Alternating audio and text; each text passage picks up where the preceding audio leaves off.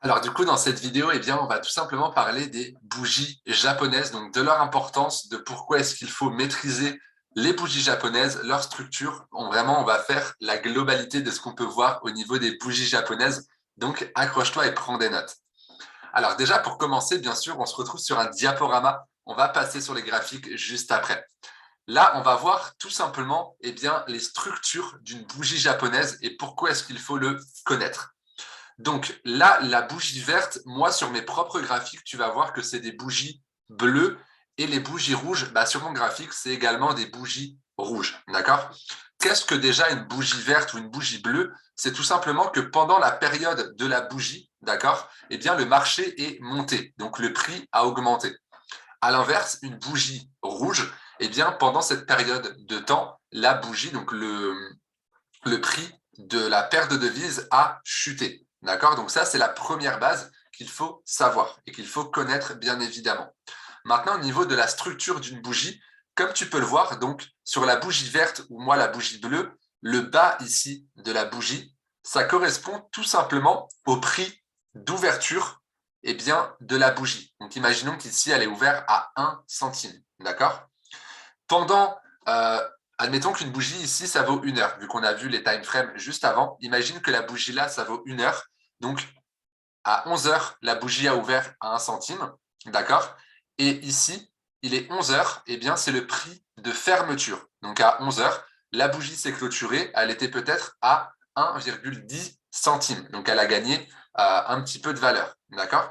Mais pendant ce temps-là, tu te doutes bien que la bougie, elle n'a pas fait juste ça en 1 heure. Elle a bougé entre-temps. Elle a été ici, après elle a été ici, peut-être qu'elle est redescendue, elle est remontée. D'accord? Mais comme tu peux le voir, la bougie, elle contient 2 traits de chaque côté, ce qu'on appelle soit des ombres, soit des mèches. Moi, je vais les appeler les mèches. D'accord? Donc, les mèches, à quoi ça correspond? Eh bien, c'est tout simplement que durant l'heure en fait, où la bougie s'est créée, eh bien, le prix, il est monté.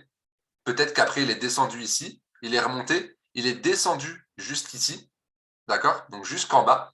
Au final, il y a eu plus d'acheteurs, donc c'est remonté.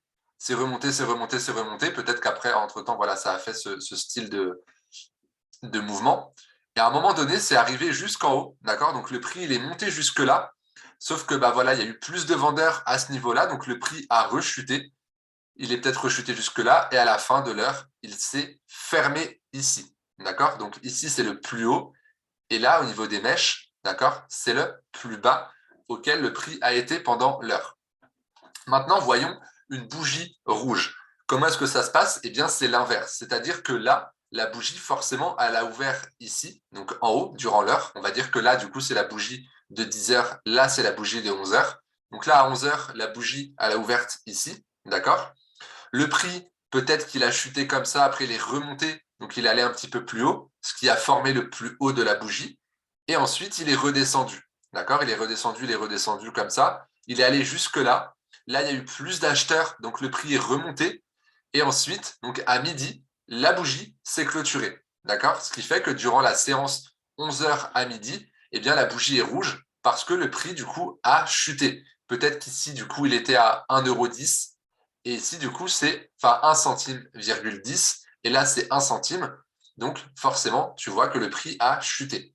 D'accord? Donc ça, c'est des points extrêmement importants. N'hésite pas, toi, encore une fois, à te faire des notes ou à te le réécrire sur une feuille si besoin. Mais c'est des principes extrêmement importants. Donc, sur la bougie verte ou la bougie bleue, encore une fois, le cours d'ouverture se trouve en bas et la fermeture en haut.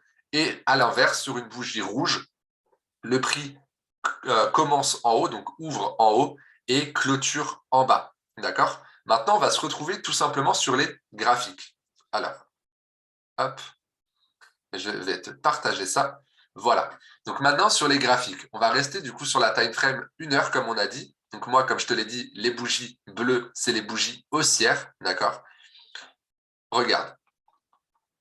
Je vais même aller sur une bougie 1 minute pour que tu vois en temps réel comment est-ce que ça bouge. D'accord? Là, tu vois que la bougie, elle fait que de bouger. Là, il reste 40 secondes avant que la clôture de la bougie se fasse. Mais tu vois que la bougie, entre-temps, là, elle a été au plus bas ici. Tu peux voir ici, elle a ouvert là, juste là. D'accord? Ici, c'est le prix d'ouverture.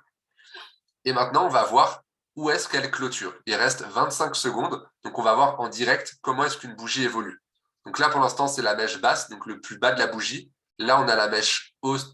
Hop, tu vois, donc là, pour l'instant, voilà, là, c'est le plus haut.